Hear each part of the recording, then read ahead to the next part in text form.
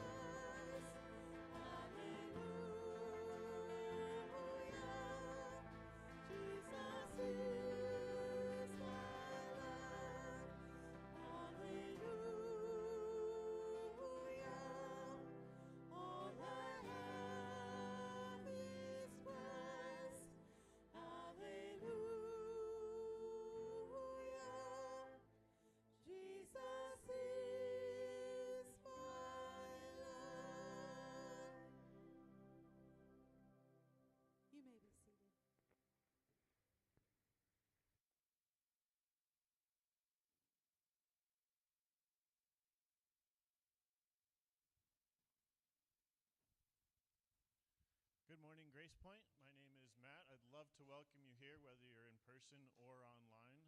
Thank you for joining with us today.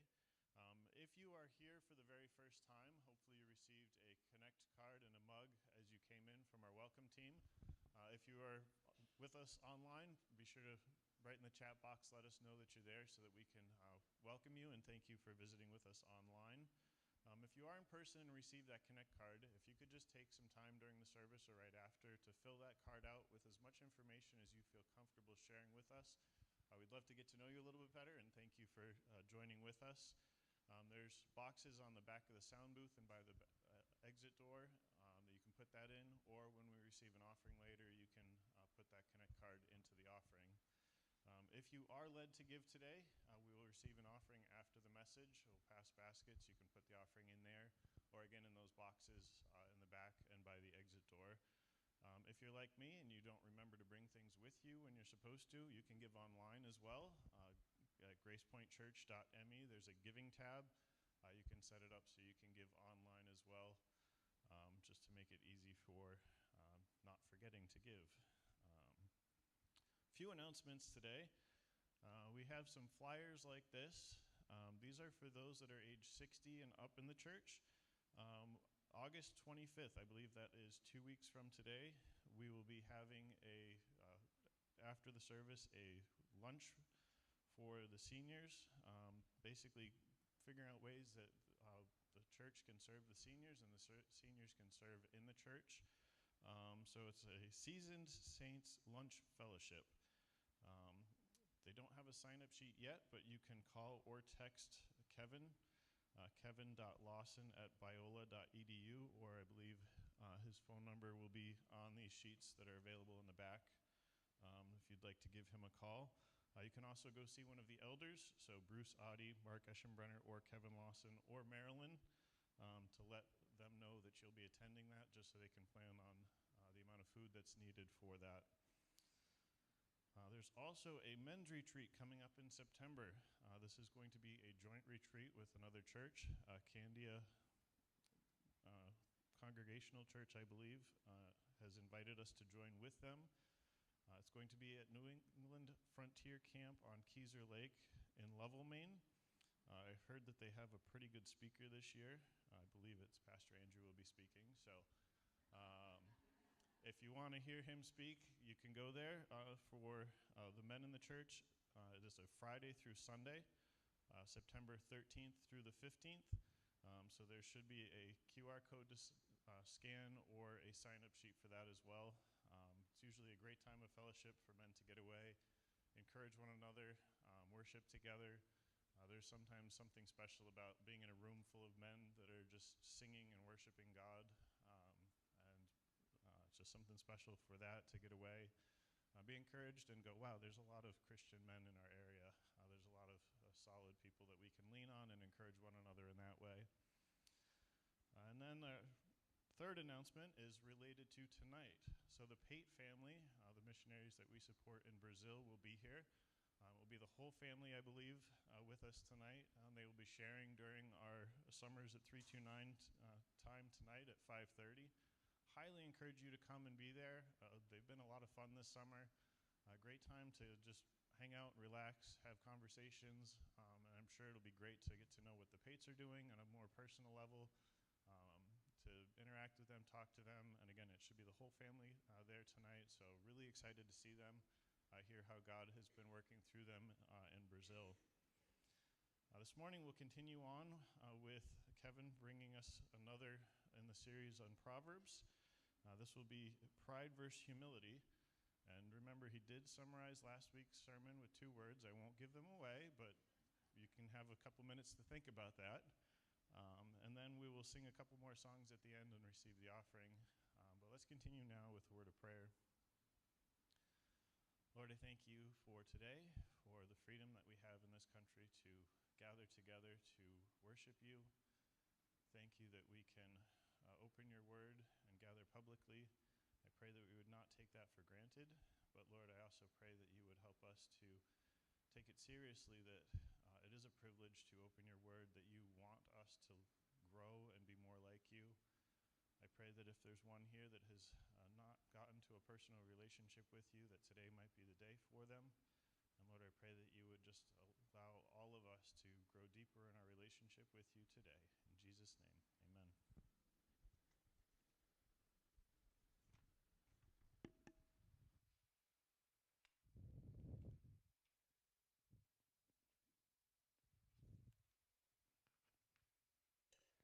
Good morning. So before we dive into our new message today, I told you there was going to be a quiz, right? Last week's sermon, for those who were here, now if you weren't here and you didn't see it online, you're off the hook. But everybody else, if you remember, we came down to 2 words for the sermon last week, and those 2 words were? Be generous. Yes. We were looking at how God calls on us to be generous, to care for those in need. You pass. Thank you. I also asked you to, over the week, to pray and ask God to help you be attentive to someone who would have a real need, and then that you would take time to ask God how he wanted you to respond to that need. And I'm not going to ask you whether you did or not, but I just want to encourage you, that's a good ongoing prayer. It's not just something to do for 1 week. You know, God calls on us to be generous as a way of representing him because he is so generous to us. So I just want to encourage you, that's a good prayer to keep praying week after week, day after day. Lord, is there someone with a real need that you will bring across my path, and how would you want me to respond? And then follow him as he guides you in that.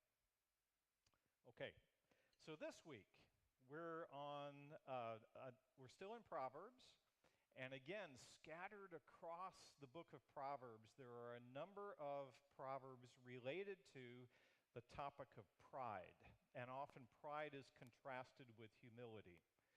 So we're going to be taking a look at that today.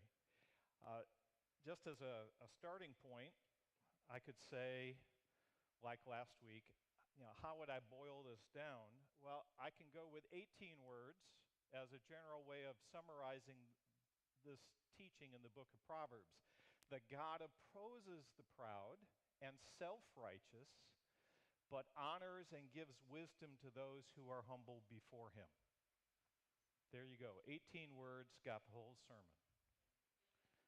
But we can do better than that. We can get it down to 6 words. Don't be proud. 7 words. Don't be proud but humble before God. My math is off. And, just like last week, I think we can get it down to 2 words. Be humble. All right? I'm not preaching next week, so no quiz. You don't have to worry about that. Unless Andrew wants to follow up on this next week. How many of you have been watching the Olympics? Any part of the Olympics? Patty and I are big Olympics fans. I think we tend to gravitate to watching a lot of the swimming and the gymnastics and the track and field. There's a lot of exciting stuff going on in those. And I love to see athletes give their best when they're really putting everything they can into a race or a game. If you watched the playoff, the semifinal game and the final game for the U.S. men's basketball the last few days, you saw some remarkable play. Stephen Curry, also called Chef Curry because sometimes he's cooking, was amazing. 60 points in 2 games. And a 3-point shot after 3-point shot just going in. Just amazing. I also love to watch their reactions after the event is over. That whether they won or they lost, how do they respond at the end of the competition? And the reactions of some of these people take us to the 2 extremes of pride and humility. And I'm not I'm not trying to pick on an individual. I'm just noting certain things that were said. So we have Noah Lyles at the end of the 100-meter race, which he won. I told you I could win this. I told you I would get this. Right? Confidence, yes. Maybe bordering a little bit on pride. And we're going to talk about good pride and bad pride here in just a little bit. I'm not saying all pride is bad. The question is, what kind of pride do we have? I told you I could do this, but then some others, like Sidney McLaughlin-Levrone, also an amazing athlete, won the 400 hurdles. And at the end, they're asking her about, how does she feel? And she says, I feel grateful. And she's thanking her coach. She's thanking God. She is able to accept the praise, but she is very generous in sharing that praise and recognizing her indebtedness to others. Those that supported her. So I think we as a culture, we have mixed feelings about pride. On the positive side, we say, well, you should take pride in your work, right? You should take pride in yourself.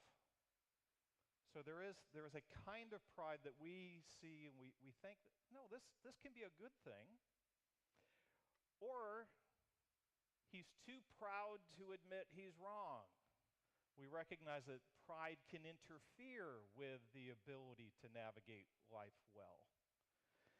Or take the opposite, humility. We also have mixed feelings about humility.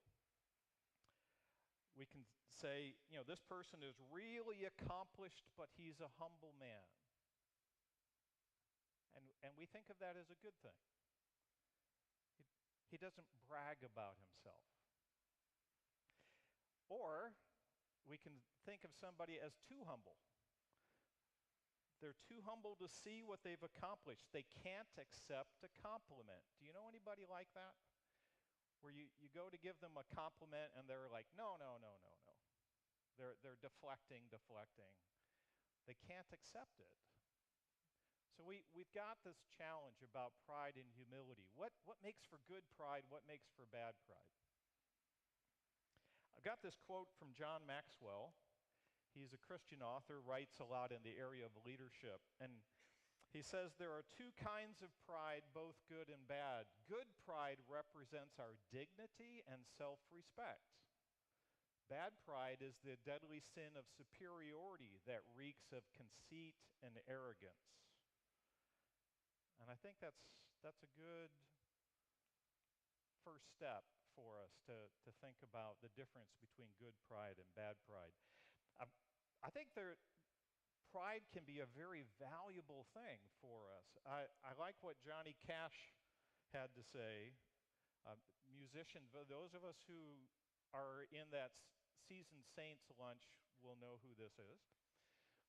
The things that have always been important: to be a good man, to try to live my life the way God would have me, to turn it over to Him, that His will might be worked in my life, to do my work without looking back, to give it all I've got, and to take pride in my work as an honest performer. This is, I think, a great example of good pride.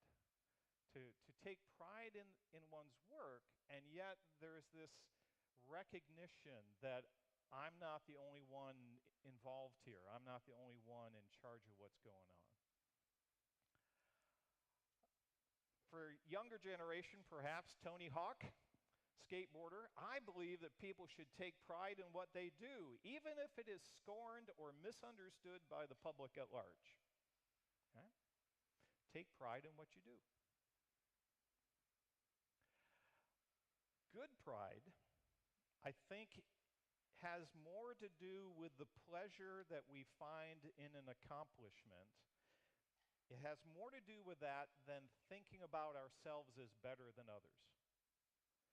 Psychologists would see good pride linked to things like self-confidence, self-respect, a sense of self-worth, self-acceptance. Can I accept myself the way I am? Good pride gives people a desire to do their best. And it also helps them be grateful to others who help them do their best. Good pride has a realistic estimate of one's abilities, capabilities, and it's not exaggerated. And it's able to support other people's efforts to do their best. I can share pride and I can take pride in other people's accomplishments. One of my favorite scenes in the Olympics was the women hammer throwers. I don't know if any of you saw that particular event, but they have this heavy weight on a cable and a handle, and they're spinning around and around and then throwing it as far as they can. So here are these women from many different countries, all trying to beat each other. You know, that's the goal. I'm going to throw farther than anybody else. And at the end, when all was said and done, and the Canadian woman won, you never saw so many hugs in your life. As these women are going around smiling, hugging each other, congratulating each other, cheering each other on. They are able to take pride in their own work, but they're also able to take pleasure in the accomplishments of others and how others have done well. That's good pride, right? Bad pride. Henry Ward Beecher, he was an abolitionist pastor in the mid-1800s. He said, "Pride slays thanksgiving, but a humble mind is the soil out of which thanks naturally grows." A proud man is seldom a grateful man, for he never thinks he gets as much as he deserves. Pride is always looking for more. C.S. Lewis, Christian author of the last century, a proud man is always looking down on things and people. And of course, as long as you're looking down, you cannot see something that is above you. Right? Can't see it. Bad pride seems focused on how others see me, or how I feel like I'm better than others. I know better than others. I'm more important than others. You might see words like egotism, narcissistic personality. It's self-absorbed. People who have to prove themselves over and over again, driven to succeed as a way of reassuring themselves that they're okay. Now again, I'm going to highlight an incident from the Olympics, and I'm just focusing on one aspect of it. So the men's 1,500 meter race. Don't know how many of you may have seen that one. Norway's Jacob Ingebrigtsen. And I probably slaughtered the pronunciation of his name. He and Josh Kerr from Great Britain have been locked in a competition for years. They go to the same meets, and at the Olympics in Tokyo 3 years ago, Jacob won, and the problem really occurred after he won because he was so dismissive of everybody else. Talked about how superior he was, and how others could not match up to him. Right? Well, Kerr from Great Britain took exception to that, and over the years as they have competed, he has sometimes won. And if he didn't show up at a meet that Jacob was at, Jacob has been known to call him a coward, afraid to come and compete against me. So the two of them are coming into this race, and all the commentators on NBC are focused on what's going to happen in this race. These two great runners are going to be competing against each other. This is going to be so exciting. And the race unfolds, and lo and behold, Cole Hocker of the USA wins. Yay! comes in second. Another U.S. runner comes in third. So U.S. takes gold and bronze. And Ingebrigtsen comes in fourth. Yes.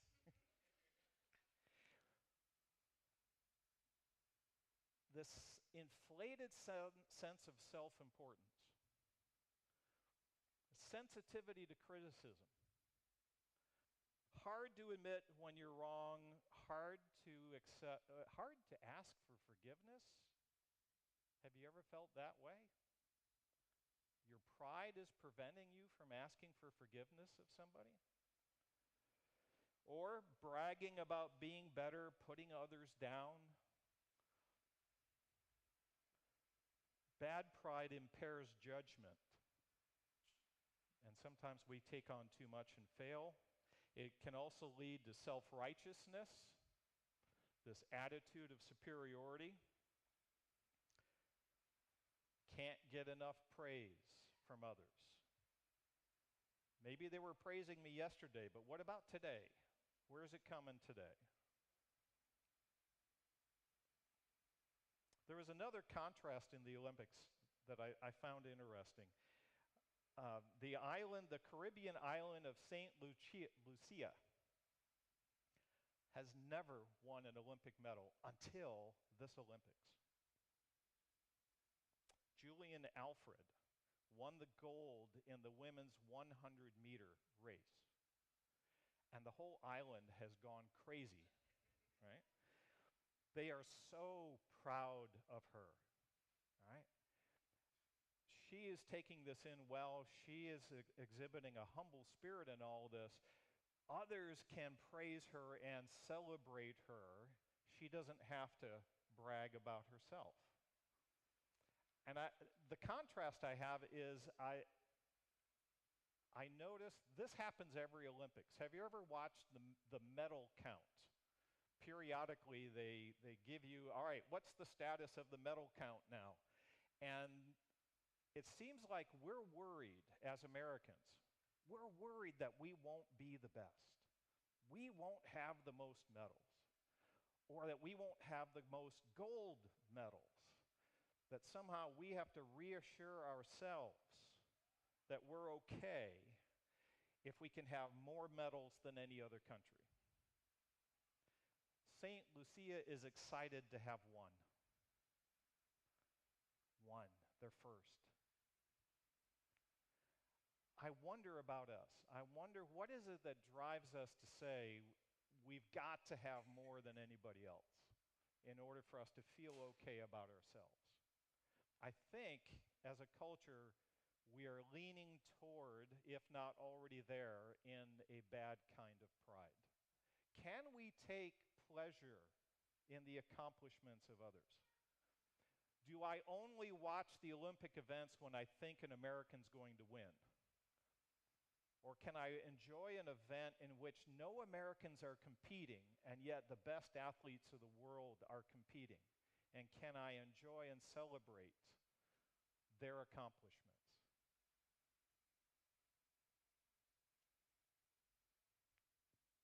These are just my reflections, thinking about good pride and bad pride. By the time we get to Proverbs, you were wondering when I was going to get there. We get to Proverbs, and the focus is on bad pride, right? It's not going to talk about good pride. It's just going to talk about bad pride. So here we go. Proverbs on pride and humility. Let's see what God wants to teach us through this book. Let someone else praise you and not your own mouth, an outsider and not your own lips. Proverbs 27:2. My mom tried to get me to understand this when I was young. I did well at something, and I wanted to tell everybody, and my mom was saying, no. You don't have to go around bragging about this. What I didn't know was my mom was going around telling other people about this. My son did such and such. Let someone else praise you. Right? Don't brag about yourself. First lesson from Proverbs.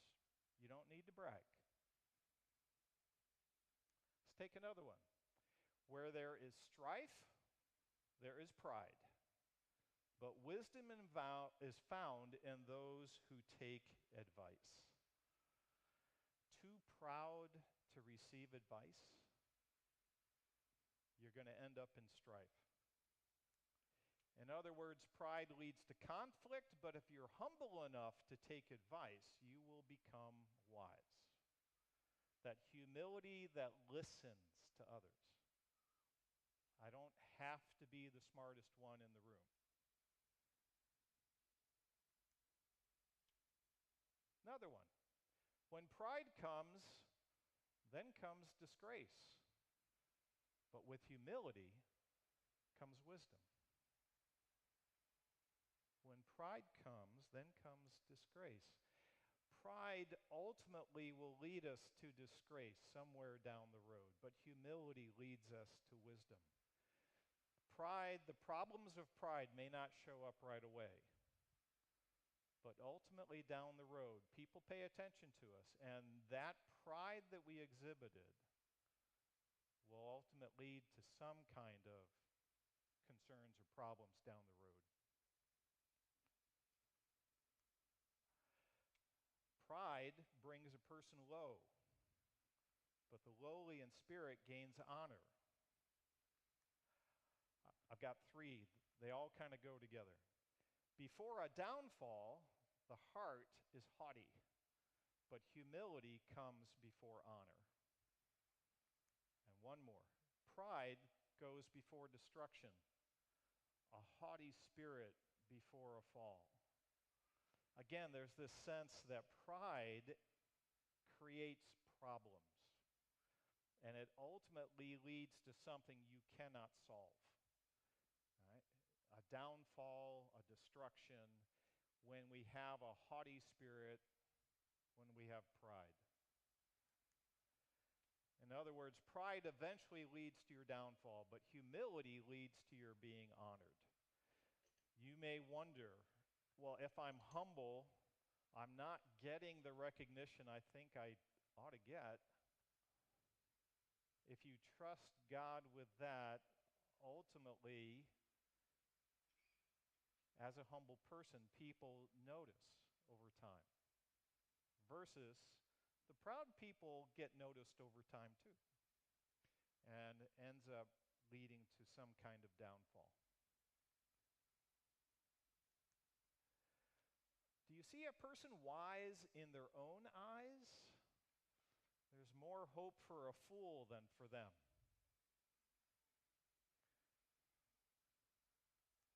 In other words, if you think you know it all, you can't be corrected. But a fool can. If I can recognize my own limitations, if I can recognize that I don't know everything, then I'm open to be corrected. And there's hope. As long as I'm in a position to learn, there's hope. But the proud person who is wise in their own eyes, the smartest person in the room, there's no hope of correcting them. How does God respond to the proud? Two passages from Proverbs. He mocks proud mockers, but shows favor to the humble and oppressed. That's Proverbs 3:34. And the Lord detests all the proud of heart. Be sure of this, they will not go unpunished. Proverbs 16:5. You think you're hot stuff? Where did that all come from? Whatever abilities you have. If you think you're smart, did you make yourself smart? Maybe you made yourself knowledgeable by studying, and hard work is a good thing to pursue. But ultimately, it's a gift from God to be able to do that. Are you strong or fast like the athletes in the Olympics? Yes, you worked hard to get there, but ultimately, that it too is a gift from God that you have developed. So taking pride, having that bad pride, is foolish before God, and he detests it. How about humility? Just a couple things noted about humility in Proverbs. Wisdom's instruction is to fear the Lord, and humility comes before honor. Humility is the fear of the Lord. Its wages are riches and honor and life. If we live humbly before God, he lifts us up. He is able to honor us. That's the fruit of humility.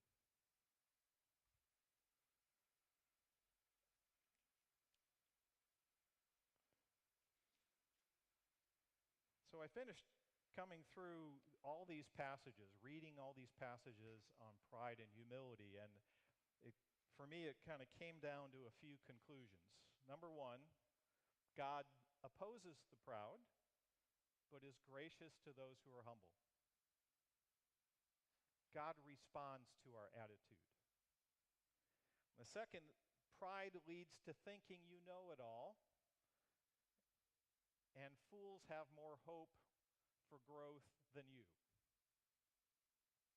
When you think you know it all, that's where the problems begin. Pride leads to conflict and destruction. As long as I think I'm right and I'm unwilling to listen, there's going to be conflict. And pride causes me to brag about myself, to praise myself. But good pride allows other people to praise me, and I am able to praise others. That's what good pride can lead to. So after going through Proverbs, I was trying to think, is there one example from Scripture that really highlights this well? And I remembered a parable that Jesus told, and I want to bring that in to this message. And Patty is going to help me with a certain part of this. Jesus on pride. This is from Luke chapter 18, 9 to 14, and I'm going to split it into a couple of parts. Jesus says he also told this parable to some who trusted in themselves that they were righteous and treated others with contempt. Here's that bad pride. Two men went up into the temple to pray, one a Pharisee and the other a tax collector. The Pharisee, standing by himself, prayed thus, God, I thank you that I am not like other men, extortioners, unjust, adulterers, even like this tax collector. I fast twice a week, and I give tithes of all I get. God, you must think pretty highly of me. Right? So here's this pride welling up in him. And I got to thinking, if he was a country western singer, he might sing this Mac Davis song from many years ago, It's Hard to Be Humble.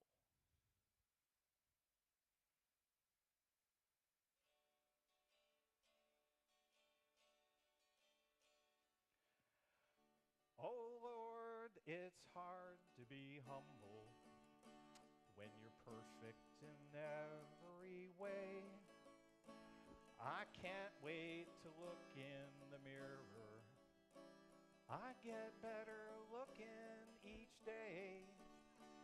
To know me is to love me. I must be a heck of a man. Oh Lord, it's hard to be humble, but I'm doing the best that I can. Thank you, Patty.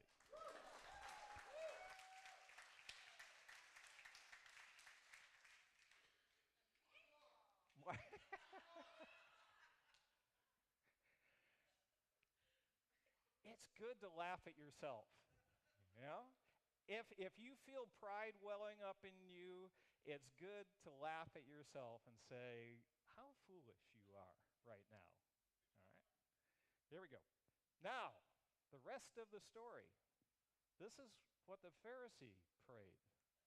But the tax collector, standing far off, would not even lift up his eyes to heaven, but beat his breast, saying, God, be merciful to me, a sinner. And Jesus says, I tell you, this man went down to his house justified rather than the other.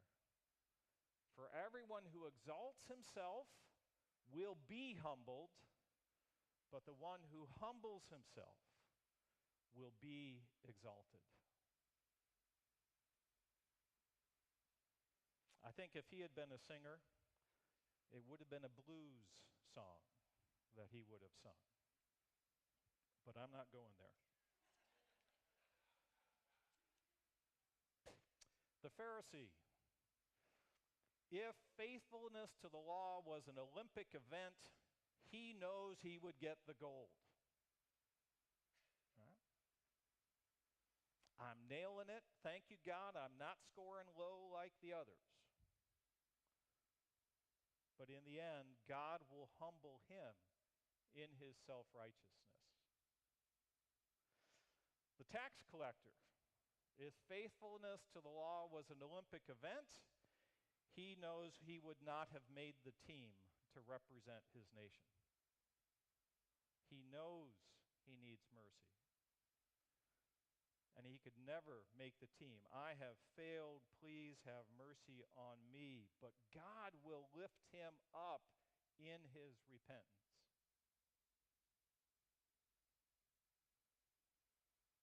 Which one are you? Where do you find yourself navigating life? More like the Pharisee or more like the tax collector? Where do you stand today? What are you relying on?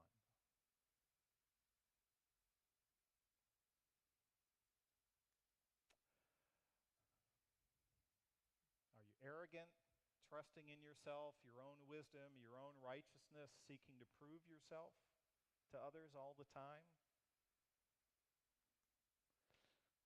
Are you trusting in God, recognizing your limitations and sin, and able to receive instruction from others, seeking God's forgiveness and grace? We are all in that boat.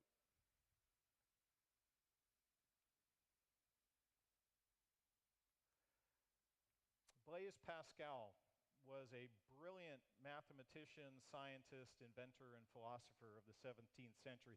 He was a child prodigy. If any man had a reason to think of himself as superior to other people, he did. He had those reasons. And yet, he had this to say: Jesus is the God whom we can approach without pride and before whom we can humble ourselves without despair. We don't have to prove ourselves to God. Jesus has done what's needed, and we trust in his provision for us, and we can humble ourselves without despair, knowing that he accepts us, loves us deeply, and lifts us up.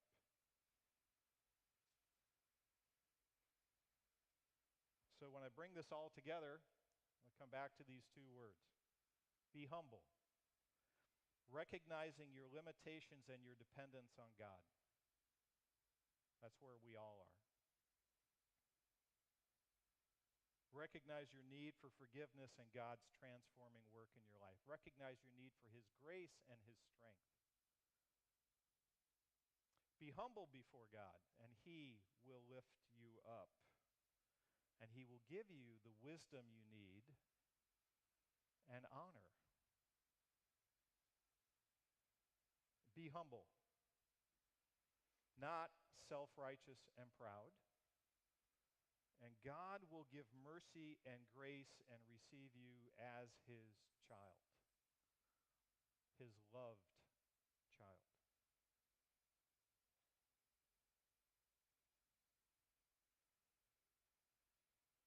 Be humble. Let's pray. Father, thank you so much that we can humble ourselves before you without despair. And when our tendency toward pride grows, we ask that you would help us to have healthy pride in what you give us to do, pride in others. And please, Lord, help us avoid that bad kind of pride that creates problems and alienates us from you. Thank you for your love and pleasure in us. Help us to rest in that. In Jesus' name we pray. Amen.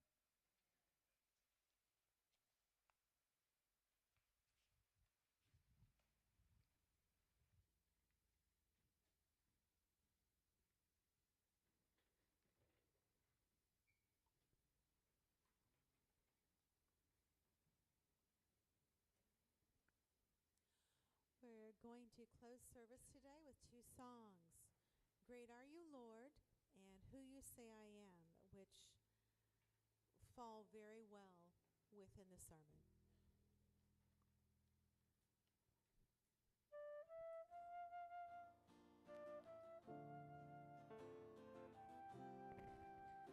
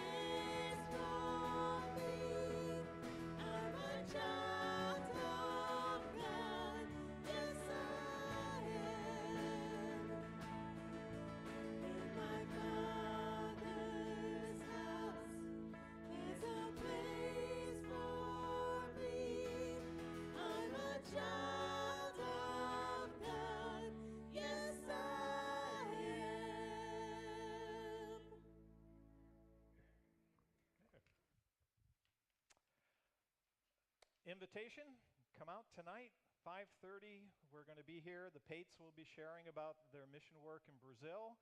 And then we've got the grill going. You can bring meat and a side dish to share. Great fellowship around that. If you would like prayer this morning, somebody to pray with you or for you, up here in the corner, we have people who will gather and be glad to pray with you. Be generous. Be humble. Have a great week. Thanks.